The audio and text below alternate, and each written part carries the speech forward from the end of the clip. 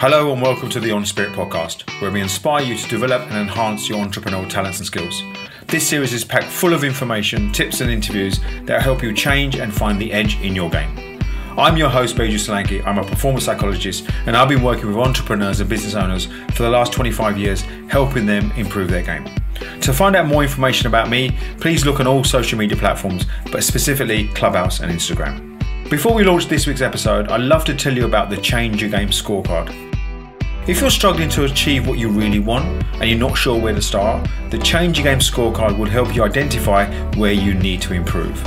Life is a game, and there are 3 core games you need to conquer to succeed in life. That's the inner game, your mindset, your emotions, your thoughts. Your game plan, that's your strategy and your roadmap. And then your outer game, how consistent and persistent you are in taking actions. The Change Your Game Scorecard will help you identify how strong you are in each of those games. Please visit changeyourgamescorecard.com for more information and get your report today. Thank you for listening.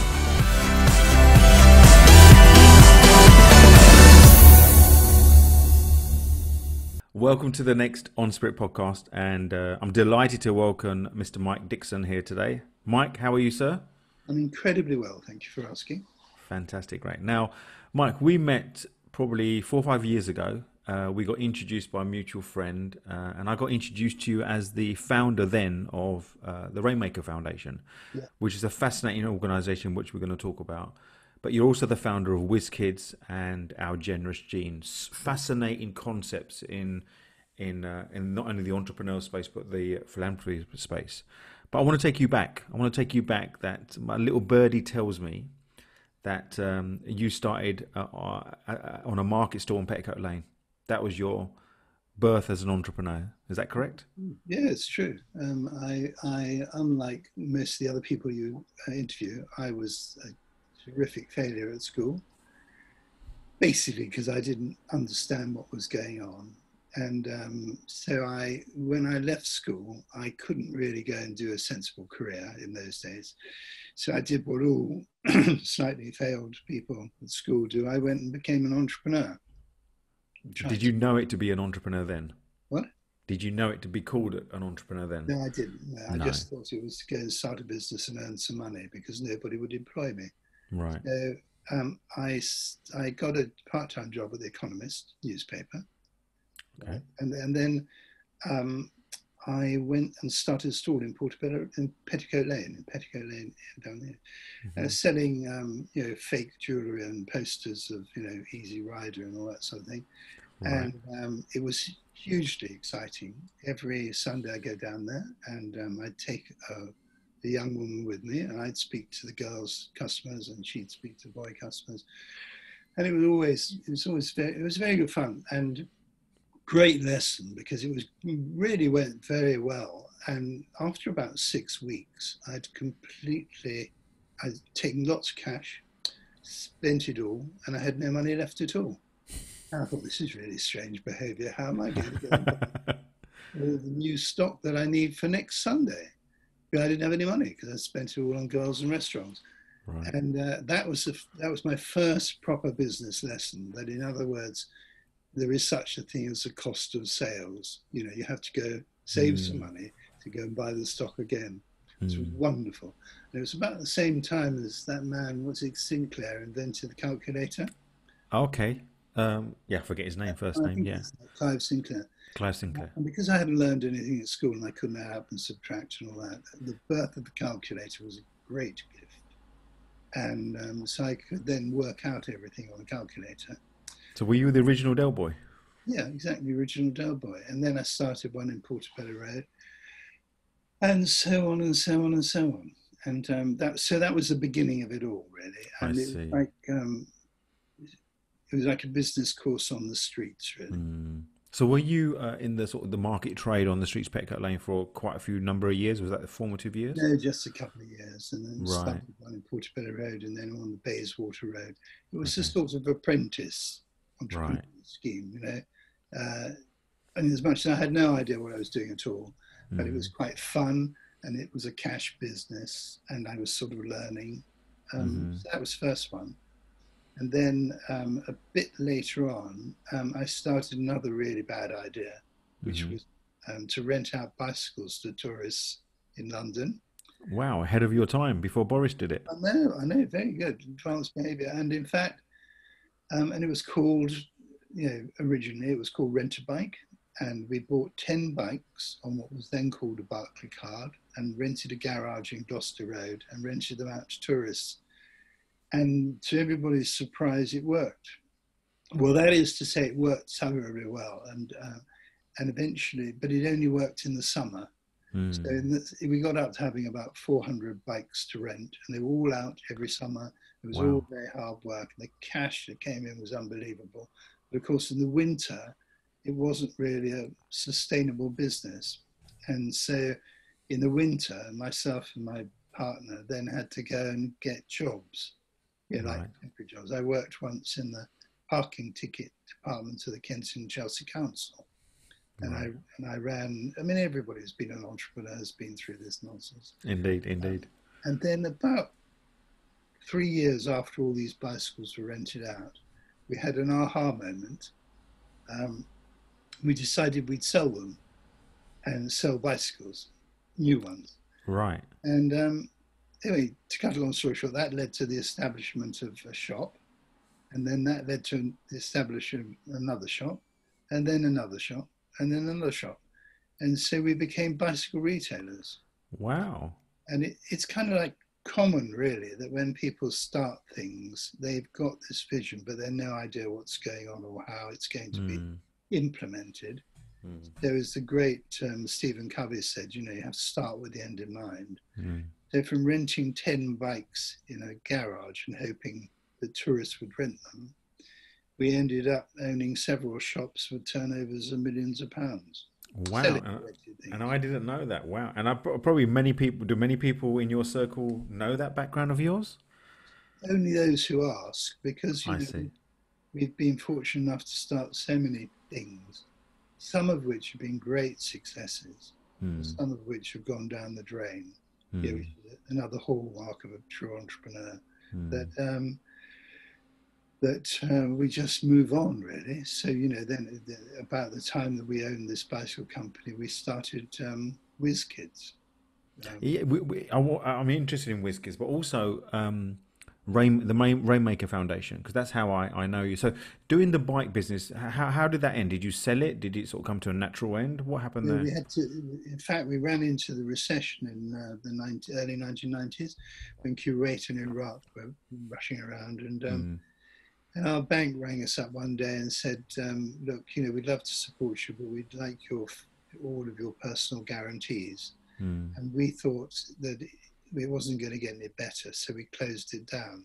Right, I see. It was a shame because we were living the life of Riley, really. But we actually thought, we were driving around in Saab turbos and being terribly executive and going on skiing holidays, etc. And it was very successful. Shops in Covent Garden and Pimlico and so on. But we knew that actually that it was going to be a big retail recession. We had some good contacts in the city. And so we thought, well, if you got to the level where you have to give personal guarantees on the next 2 years trading, it would be a silly thing to do. So we went down to what was then the Midland Bank and we handed in our notice, and they were absolutely horrified. Wow. Absolutely horrified. Did you know what you were going to do then? No idea at all. I just knew that it was not likely to be sustainable expanding a retail business in the following 2 years, which is frankly almost a similar situation to now. Everybody's going through very difficult times, and I think one of the great lessons of entrepreneurial behavior and in fact life is dealing with reality. Dealing with reality and challenges, and fascinated to talk about that with you. Now, you mentioned Whizz-Kidz, you've mentioned the Rainmaker Foundation and another organisation called The Generous Gene. I want to precurse that by asking you about the book you wrote, which is all about generosity and how that came about. Because you said a great line to me. Your commercial years was about learning, and then you've learnt now it's about giving, generosity, and you do so many charity and activities now. But you don't just do it; you actually reach out to people who are more fortunate than others to help you. Tell me about the book Generosity and how that came about. So the beginning of it was that when I started Whizz-Kidz, which is a great story, with my wife and a friend. But and it, we started it by running the London Marathon. Two of us ran the London Marathon. We raised money to provide a powered wheelchair for a young girl who had cerebral palsy, and she couldn't move at all. She couldn't walk. She could hardly speak. But with this powered wheelchair, she could move herself around, go to school, go to the shops, blah, blah, around her own flat. Mm. Anyway, we started it, and it's a great story in itself. But 30 years later, it's taken over 120 million pounds and helped over 20,000 disabled children who can't move to move. Wow.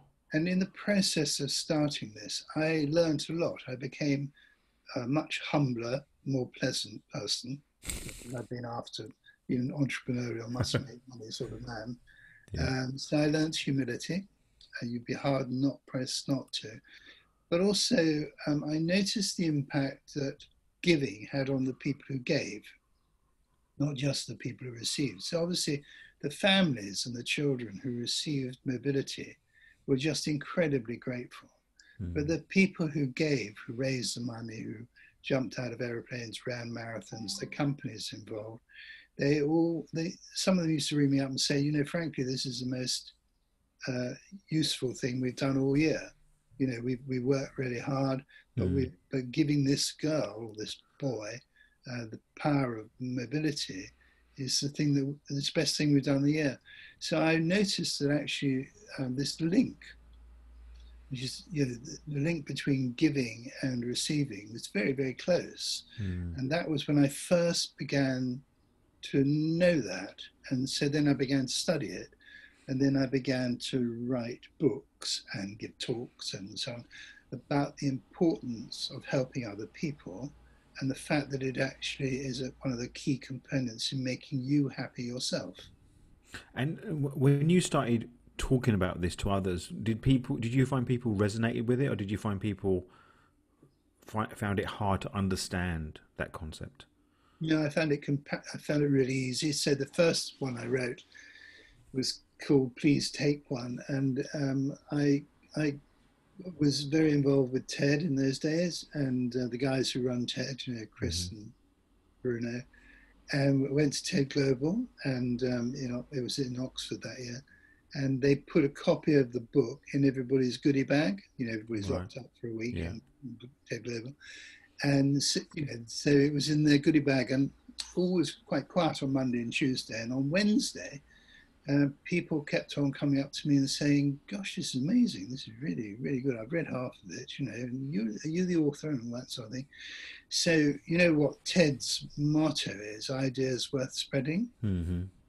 So the fact that if you led a more generous life, it would make you a happier, more fruitful person was complete rocket science to them at that time. It was really new. It was just after the 2008 sort of recession, around that time. No, before that. So it was kind of like, good Lord, if we help other people, then we might feel happier ourselves. Gosh, and that whole theme expanded out in many ways. So when you said when you founded Whizz-Kidz, you ran the London Marathon to raise money to get this wheelchair, but then you skipped towards the fact that it is raised 120 million. How did it, after you raised that initial money from the marathon, how did it grow? How did it evolve from there? Well, most of life revolves around serendipity. So we arrived at the start line of the London Marathon. I might add, having only run 6 miles in our life, the two of us. We had no idea what we were doing. We hugged each other and set off into the distance. Can I ask what year was that, your London Marathon? It was in 1980. Yeah, it was 30 years ago, so 1989. Oh, okay. So, but then we came across somebody who gave us we raised £9,000. Mm-hmm. and the wheelchair for this young girl cost only £3,500. So basically everybody said, well, it's wonderful because we understand that you've done something mildly physically heroic to provide a girl who can't move with movement. So A, what are you going to do with the rest of the money? And B, when are you going to do it again? Obviously. Right. So the answer to the question was that we went and did another marathon in New York with about 12 friends, raised about £40,000. And then in April 1990, we started Whizz-Kidz. And, a whole load of people turned up, someone who knew how to organize a charity. Somebody gave us £5,000 to do it, etc., etc. My wife found offices. It started small, like all these things. And then over the years, it grew. And we built, terribly, terribly important for any organization, we built the DNA of it terribly, terribly well. The actual base, the structure of it was wonderful. It's like the values and the vision and the mission. All of that, yeah. Really, really good. So, for example, we got a children's board, kids board, of all kids with disabilities. We started development boards full of grown-ups to help us grow it. But basically, and after about 10 years, actually, we decided that I should get out because, we'd run it part-time for the first 3 years. And I'd run it as the chief exec. We decided we'd do succession planning, and we had 400 people apply for the job, not unnaturally because it was quite successful by then. And got down to 6, and then it got down to 3. And the person who took the charity over from me, this is founders syndrome, which kills off most companies, Anyway, wonderfully, she'd been in business herself, and she was and is in a wheelchair, and she'd been in a children's home and so on, and she became the chief executive of Whizz-Kidz. And she still is. She's a wonderful woman called Ruth Owen. So Whizz-Kidz has only ever had 2 chief executives in 30 years. Wow. Wonderful. And to be able to hand over something that started really as an idea to help disabled young children move to someone who was actually in a wheelchair to run it. There were people applying from the city and the Prince's Trust and so on. It was just absolutely inspirational. I think that's a great lesson for a lot of people thinking, look, you did one at the start, it just started with one small deed to help this young lady move. Yeah. And then with the right intention and just generosity, it can grow into something massive, which it did. That's right. And the thing about succession planning, when it works, is that the person you hand it on to has to understand the DNA and the values, but they can't be like you. So I'm in my own little way, terribly well connected and full of charm and nonsense. And she was completely different. She was a completely different sort of person. And people, you need different stages. You need the entrepreneur to start things. And then sometime or somehow, you've got to sort of get adults in to run them. I think that's a great lesson. The team that might get you from A to B might not be the team that's going to get you from B to C, and so on and so forth. Yeah, and as founders and business owners, is learning to let go of what is to create what could be. Yeah, because at the time that you're running it and it's successful, everybody is lost in wonder, love and praise, and they all think you're wonderful, and all roads lead to you and so on. And of course, later on in our careers helping charities, we recognize this founder syndrome. It was really, really, it's rife, in the charity sector. People who've started charities, and it is their life and they won't let go.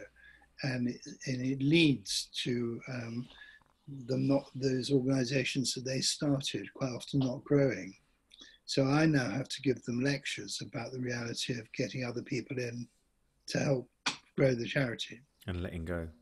So when did Rainmaker come about? When did the idea of Rainmaker come to fruition? Well, we spend quite a lot of our time, and have done for the last 25 years, advising very wealthy people and families about how to give their charitable funds away. Partly, half of it is encouraging them to do so, see earlier conversation about being generous and getting a grip and helping other people. So inspiring people who've done terribly well to help other people. That's what we call the difference between success and significance. You've done incredibly well, but you're frankly a waste of time. So Right. why don't you get a grip and do something useful? And most people respond quite well to that. Then they just want to know how to do it. So we've shown hundreds of people how to become useful in the course of the last few years. So the idea was really to build a community of people who did this together. And as you know, because we spoke earlier, I managed to persuade Desmond to become the patron, etc., etc. And off we went and started it, and we built this community of people, and we had an office in the Haymarket and so on. For those who don't know Rainmaker and what the premise is, what's the premise of the Rainmaker Foundation? Well, it was basically to build a community of people who would gather together and support charities and NGOs all over the world. But they would meet very regularly, and so there were events and things to introduce inspirational people to them. So it was the first attempt of building a community of people committed to helping other people, which is why I asked Desmond, otherwise known as the Arch, to be the patron, because he's such a lovely man, and he's done some wonderful work. I'm sure the question I've got many people's minds listening now, and myself, is how did you have an original connection with Desmond Tutu? How did you get hold of him, and how did you make that introduction? Well, I did have an original connection with him. I didn't know him personally, but I knew someone who did, one of my closest friends. In fact, it turned out the co-founder of Whizz-Kidz knew him incredibly well. And so we sent him a copy of the book about generosity, and I sent him a little note, and this friend of ours, Ricky, who'd started thing, who was a godfather to his young children, gave it to him. And so he gave him a letter, and it literally went, "Dear Arch, please become the patron of Rainmaker, because I want to make people generous. Lots of love, Mike." And he sent back a letter saying, "I don't usually do this sort of thing, but I will. I'd love to. Wow. Thank you very much." But it was basically because his family encouraged him to do so. So it was bypassing the Praetorian Guard. Everybody's got a Praetorian Guard, and you just have to ignore it and get on with it. So, and then I got on a plane, went down to South Africa, and met him. Gave me quite a hard time, really, in a nice way. And, what challenged you about what Rainmaker was about and its intentions? Yes, but he's lovely. He's really lovely. And then we persuaded him to come to London. And he gave a talk to 100 special people in London, and so on. But even then, in those days, he was full of fun. He's one of the most amusing men in the world. He and the Dalai Lama are known for laughing non-stop together. But he's now not terribly well. He's much more frail, so he doesn't travel. But like most of these very well-known, lovely people, we got to know him really well. We got to know a lot about him. He's a fabulous, fabulous man, and not unnaturally not terribly popular in South Africa, because he's always been, attacking the government for being crooks. But I mean, but he's a lovely man, and it's a real blessing to be able to spend time with someone with that spiritual depth. Before we talk about the generous gene, in all of those journeys, Portobello Road, founding Whizz-Kidz, raising all that money with Rainmaker, what have been sort of your biggest challenges and hurdles that you've had to encounter and overcome? Well, I mean, I think, inevitably the challenges of all that. I mean, there's been the practical challenges of it, like some of them have worked and some of them haven't worked. And so when things don't work, you have to face up to the fact that it isn't going to work, which is very difficult for an entrepreneurial type of character. And then in the words of the song, dust yourself down and start all over again. So facing reality is quite important. Moving on is really important, but also the support of family and friends is hugely important when things go wrong. on a personal level, I've only ever had one health crisis, and we share that with everybody because I'm sure some other people have been through it. So about 25 years ago, I had an acute attack of clinical depression. I basically became a vegetable for a year, and Wow. again, that was the same thing. I was given. I went to see my doctor. I went to see this wonderful psychiatrist, and I said something like, I think I'm having a nervous breakdown. They said, no, you're not. You've got clinical depression. You're ill. And Right.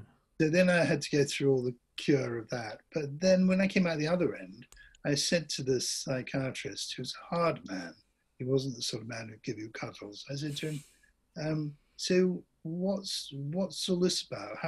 Why was this going on? And he said, oh, it's quite simple. There's nothing wrong with you at all, really. It's just that you keep on putting your hand up for things. So, at that time I was running a music festival, Whizz-Kidz, a business, running marathons, everything. He said, you suffer from the hands up syndrome. Right. I said, so what am I going to do about that? He said, you have to stop everything apart from one thing. Just do one thing, and that's it. So I did. And so, I think, the reality of life is that nobody who is listening to this, if indeed anybody is listening to it, will have been through, built a business without being worried to death about how they're going to pay people the following day, or through some sort of personal crisis, some sort of illness, whether it's mental or physical. So, it's a question of just getting on with it, really, and accepting that is the case. No, we're recording this podcast during this pandemic, and anybody who's listening to this, whatever time, they're going to have been affected by it, whether it's positive or negatively. What has this period shown you or given you? Well, without confusing the audience too much, another thing we started 3 years ago was a series of events about the future, which in simple language involves persuading all the clients of a private bank to come to events and getting some fabulous speakers to speak about the future. And they've been hugely successful. So we've got the two sides of our life. We've got the sort of philanthropy side of it, and we've got the future side of it. So at the moment, persuading people to help charities in this current debacle is hugely important, because all charities are having a hard time. And if they're not now, they will do in the winter. Right? So in the very beginning of this pandemic, we still had people charities coming up to us talking about their plans for growth. And we said to them, no, not going to be like that. It's going to be very, very grim. Stop it. So then we had to stop them and regroup them and then fund them. Right. And with the future people, the future is a very positive place, because we could have another podcast on this, but we've had about 100 people speaking about the future, and one man, so for example, climate change, or mental health, or the future of education.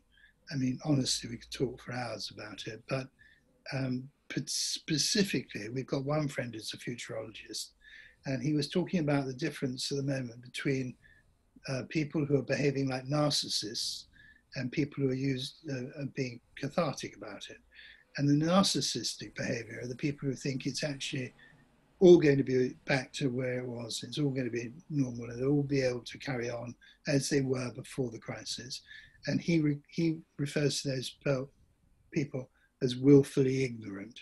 And then there are the people who are using the period of time as a catharsis. They're beginning to wonder, do they really want to work for this firm anymore? Do they really want to do this work anymore? Do they want to live where they would live anymore? All that. And there's a hell of a lot of that going on, excuse my language. There's a lot of really adult people thinking about whether they really want to do what they've been doing for the last few years, and basically coming to the conclusion they're not. And I could, again, given another half hour, I could give you the names of about 50 or 60 people who I know who've decided that they can't be doing with what they were doing, and they want to go and do something else. And then the other lot are all the ghastly expression pivoting. They're realizing that actually the business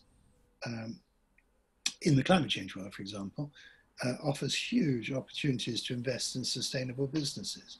Mark Carney has been going on about businesses being run for a purpose. I mean, there's a huge thing. So climate change and businesses being run for a purpose is very, very exciting. On a personal level, you know, I think that everybody has had their own anxiety about COVID, and that's something one has to respect. You know, some people being terribly, I won't go out. Some people being quite the opposite. And so recognizing anxiety levels is key, and respecting them. And then it's interesting how everybody's become more vulnerable.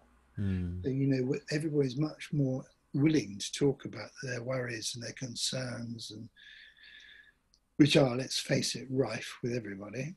So I think everybody's become warmer. I think that's one of the things that I've noticed, is that with the initial lockdown and the shock of it all, our liberties, and realizing actually this people are dying out there. You know, put all the conspiracy theories aside for one moment. There's a reality of people dying, and then actually there's a reflection. People are reflecting on their own life and thinking, like you just said, what am I doing? And I realized that some of the luxury that we took for granted, we don't need those things to be happy. They're great, they're nice to have, but they don't need those to be happy. And this understanding that. So it's a lot of the work that you've been doing around generosity sort of feeds into what a lot of people have been exposed to during this time, whereby when you are generous, when you are kind, you are a catalyst for a better society. That's right. And I think everybody is now on it. I mean, we all know, and everybody listening to this knows, people who are having a very hard time.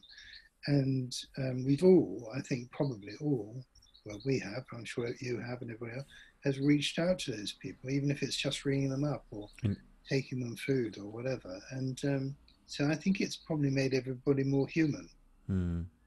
So the generous gene, which you founded, does that link everything together? Yeah, well, it's a sort of undercover thing, really. I mean, like all the things we do, it's not. So it was the website of the book, really, and it does have on it some of our clients. But as you know, because you just ticked me off about my LinkedIn profile, which we're very, very bad at telling people what we do or who we know, and we're just not. It might be an age thing, but we're just not really into it. So we're very bad at social media, and we're very bad at promoting ourselves, and we never tell anybody what we do or who we know. We're just not made that way. So we should, if we were more alert, we'd all be on Instagram. But the irony is, your network's really big. You're very well connected. Yeah. What's the lesson you would give to others? Because people sometimes think this social media is this sort of, you know, this secret source that you use, and it's, you know, networking existed from the time of, you know, before Christ, if you like. You know, people network all the time. These are just aids. What's the secret to making great connections and keeping those good connections? Well, I mean, apart from charm and, you know, intelligence and all that, and it's basically down to one word: trust. You know, so all the people that I know trust me, and I trust them. So when we introduce people to each other, and lots of people introduce their friends to us, it's all because of trust. It's not because of how clever you are or how well connected you are or whatever else. So everybody hopefully knows that we sort of mean well, and in quite a little way, and that we want to help people. And so that's the world we operate in, really. Has there been times where you're doing the work around Whizz-Kidz or Rainmaker, and trust is like the sort of the foundation, where it's been broken for whatever reason? And how did you handle that when if trust has been broken or it's been taken advantage of? I'm not sure that that's really, I'm not sure that that's happened an awful lot. I think, you know, anybody who's employed people, you know, will inevitably um, have you know, gone and employed the wrong person.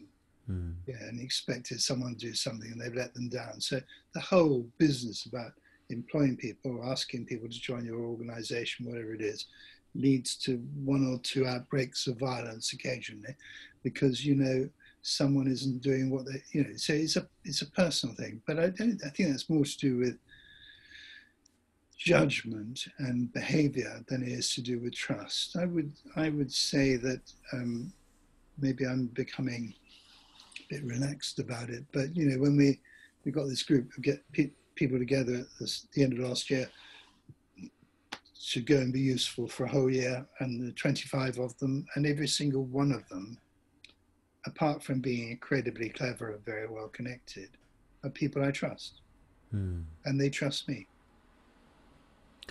You talk about this organisation where you get wealthy NGOs and people around the room to look at the future. Yeah. This period that we've encountered, how do you think that's either changed the future that you thought was there, or maybe reinforced what you already knew? The biggest surprise is climate change. So one of the people we support is James Thornton, who runs Client Earth, and he happens to be a good chum.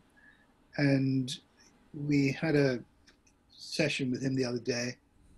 We're talking about like in the last month, and he was pointing out that the amount of investment about to be made in the next 18 months by funds and countries all over the world is now in excess of 10 trillion pounds. Right. And the significance of that is that we now only therefore have 18 months to save the environment, not 10 years as everybody's been wandering on about. So if you can gather this, the amount of money around is colossal. It's all about to be invested, as I said, in the next 18 months. It's either going to go off into old-fashioned businesses and new technologies and so on, or it's going to go off into sustainable, renewable energy. And this is the stuff that Mark Carney, who used to be the governor of the Bank of England, he's now the UN environmental envoy, and Paul Polman, who used to run Unilever, he now runs this thing called Imagine. So all the adults in the room are now pointing out quite rightly that investing in sustainable businesses and green businesses actually has a higher return than investing in, you know, the old businesses. I mean, I think now most people have got used to the fact that investing in fossil fuel companies is a ridiculous waste of time. You wouldn't invest in a coal mine anymore. But you know, if you take Bolsonaro in the Amazon, he wants to build a railroad from the south of Brazil right the way through to Belém, and he's made all the preparations to do it. He's fired everybody and so on. He's having real trouble raising the money because people like JP Morgan don't want to be involved in a 30-year battle with the public and with their investors. In other words, finally it's dawned on people who are investing, even BlackRock, God forbid, that actually funding organizations that are destroying the planet is a ridiculous thing to do. Do you think tech has a massive part to play as well? Do you think technology has a massive part to play as well? Yeah, I'm sure it will do, but I think it's much more to do with the public attitude. And now it's perceived, it's been accelerated out of all proportion. So in the last 6 months, it's now perceived as a very stupid thing to do, to invest any money in unsustainable businesses. Do you think the public are informed enough about climate change and understanding what sustainable businesses mean? I'm not sure that they are, but there are awakenings. So, you know, Extinction Rebellion was a good one. You know, Greta's good news. Client Earth is great news. They're operating in different worlds. So Extinction Rebellion is protest, a peaceful protest. Greta is a huge impact on the young all over the world. the young people all over the world now saying to their fathers, "What are you doing? What are you doing?" And they've had a huge benefit. And then down the other end, Client Earth are lawyers, and they sue companies and countries that are damaging the planet. And James was saying the other day that they've stopped all coal-fired power stations in Europe now. To stop one coal-fired power station costs £250,000. That's what it costs legally to do it. And to compare the carbon emissions with stopping that going, you'd have to plant 300 million trees. Wow. So, while everybody's wandering around planting trees, there's nothing wrong with that. Everybody does it. It's lovely. Actually, stopping a coal-fired power station is much more effective. But I mean, so you've got the public awareness from Extinction Rebellion, and you've got the public awareness among young people. The school strikes and all that, and then you've got the adults suing. They're now suing companies that are damaging the planet. And the one thing that people do understand in the investment world is money. Follow the money. They think they're going to be sued. They're not so keen on it. And this period of COVID, which has been challenging for a lot, but from an Earth's point of view, in terms of its healing, it's been really good. Pollution's down because of air travel. There's been stories of, in the first time in 30 years, you could see the Himalayas from India. Actually see the skyline. So from that point of view, it's been fantastic for the Earth. That's true, but it needs to accept. I think the point I was trying to make was that it needs to accelerate, because the investment money, the money from funds and pensions and so on, and countries, if it's put into companies that are going to carry on in the same way, or industries or whatever, once it's gone into those companies, it's gone. In other words, there's not going to be another 10 trillion pounds around. Once it's gone, it's gone. So it either goes one way or the other. And I think there's a very good chance now that it might be channeled mainly into things that are going to work. And because the returns are proven to be quite and let's face it, solar and electric cars and all the rest of it, they are all growth industries. So they are growth businesses. I mean, if you were young now, like you, not that young, you wouldn't go and invest in a oil company anymore. It's all over, because they're all stranded assets. You'd go and invest in something that made solar energy. I think that what you're saying there is really important for people to listen. That if they're thinking about starting a business, or and sometimes there's a tendency of people go, "Oh, I want to make lots of money," but there's got to be a realization that when you look at the bigger picture, how you can create something that you win, but others win, and the Earth wins, is sustainable. You're going to be more. The chance of success is going to be greater. So it's beyond just looking at the P&L sheet. It's looking at what it does to the problems that exist in the world today. That's true. And then again, I'm in the fortunate position of knowing a lot of people who are investing in these companies now. I mean, friends of ours are doing it. They're actually getting on with it. So in addition to the why are we doing the work we really don't want to do anymore, why do we work for this company nonsense, lots of people are now saying, well, actually, there are two things. Number one, we're going to invest in companies that are really good news and growing in the future. And we can have another conversation about that went on. I'm sure we will. But also sneaking up on that, which is quite interesting, is that some of my most successful entrepreneurial friends are not going to invest or do business with anybody they don't like anymore. Indeed, like, know, and trust. Yeah. We're coming towards the end of this, but I've got a couple of questions. Two final questions to ask you. One is about legacy, which I'll ask in a moment. But the first one I'll ask is, in all of your journey working on Portobello Road, the charities, I want to ask you about life lessons. What would you say are maybe 3 life lessons you would give anybody listening to this that maybe feel like they haven't fulfilled what they wanted in their life, or they're stuck, or they just feel there's got to be more? What life lessons, 3 life lessons you would give them? Gosh, that's a bit presumptuous, really. But I suppose The first one would be to have a word with yourself. Have a quiet word with yourself with a pad of A4 and work out what you're really good at and what you really enjoy doing and what you're not really good at, what you don't enjoy doing, and then put a line through the things you don't enjoy doing, the things you're not good at, and just get rid of it, stop it. I think that you've got to get yourself onto a pitch where you treasure life and life treasures you, and you meet people and all that, which fortunately we've managed to do. I think the next most important thing after that is it's so important to care for other people. So, we're all very good at caring for people who are cool and trendy and friends of ours. But actually it's caring for people who are very, very challenged and the unnoticed people. So at the beginning of COVID, my wife and I decided we'd ring up people who, just find out how they were, done this novel behaviour, and go and see people. And people have got major challenges. And I think it's a human responsibility to get out there and come alongside them and help them, not to tell them what to do, just to be there. Not try and fix things, just to be a listening ear. You need to be a friend. Is that enough? I can't remember. I think that's superb. I think there's hit the nail on the head. So, what do you want your legacy to be? Looking back, what do you want people to say about you when you're not in the room and say, okay, this is what Mike was about, and that was great. What do you want people to?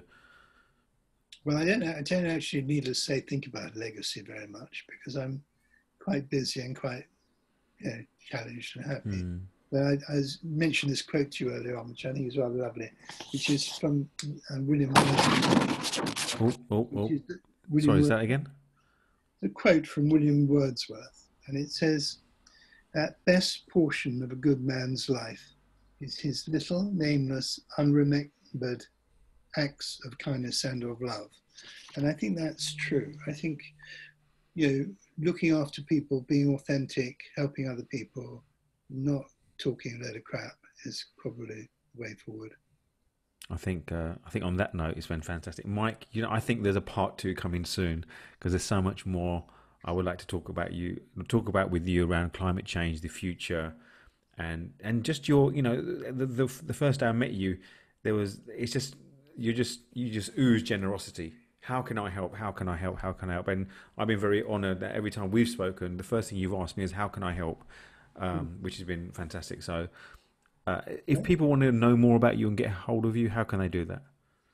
Well, they can have my email. That's the best way of getting hold of me. And I do pay attention. And anyway, it's Mike at ourgenerousgene, GENE.com. And they can claim to be a friend of yours, and then I'll pay attention. Fantastic. It's a great honour for me to have as well. And I'll make sure those links are connected to the podcast as well. Mike, thank you so much for your time, for your generous time. It's been fascinating listening to your story, and I'm sure there'll be a part 2 coming up very soon. Thank you very much. Take care, Mike. Thank you for listening. To find out more about myself or the Change Your Game Scorecard, you can visit changeyourgamescorecard.com, where you can find out how strong your game is and get a full detailed report. Also, if you found this episode useful, please do leave a rating or a review in iTunes to help others discover it too. Until the next time, my name is Whizz-Kidz.